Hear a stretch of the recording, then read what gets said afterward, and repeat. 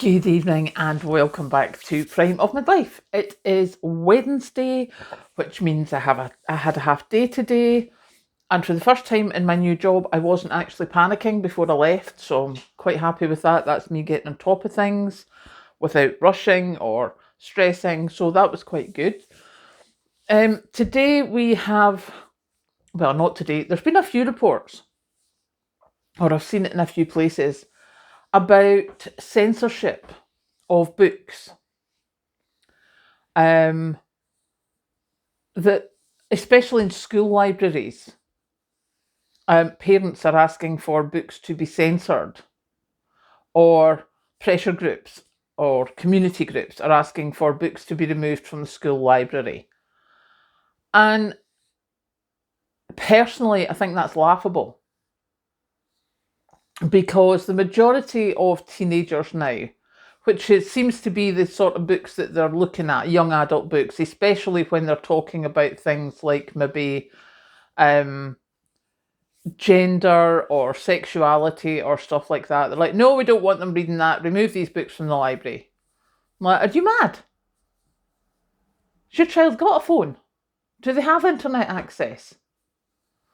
Do you know how puny the amount of information in one book that you're trying to remove from a school library is compared to the vast amount of information that they can obtain online?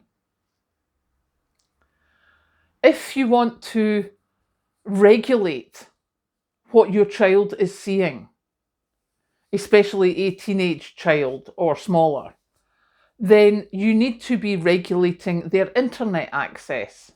You need to be not giving them a phone. You need to be sitting over them when they're on the internet. You need to be with them almost 24/7 so that they can't see stuff on their friends' phones or on their friends' internet or on the school's internet or the library's internet or the internet cafe's internet. Or maybe instead of letting electronics babysit your child, you can actually spend time talking to them and discussing the world. Do you think? Maybe. So, yeah, because personally, I think that libraries should have, a lot of the time, whatever they want. Because books are supposed to be keepers of what's been going on.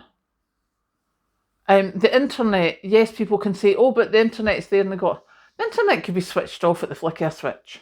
Let's not, have conversations about that. For all, everyone's like, oh yes, but everyone's got internet access and this. It wouldn't take much for the internet to be switched off by someone, or for swathes of content to just be removed. It wouldn't be difficult. Whereas books can be kept, and have been through the centuries, to keep a record of what's happening, or to keep a record of how people are feeling or how people see society at that time. And therefore they are a great historical record, either of history, if you get the supposed this is what actually happened, or even just how people are thinking, what books they enjoy, what their lives are like when it's fiction.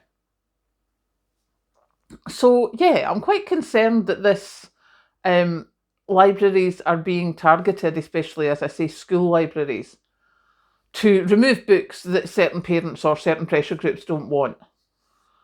Maybe go parent your children first before you start removing something that other children might actually want access to, or other parents might want their children to have access to, or just in general that the world should have access to.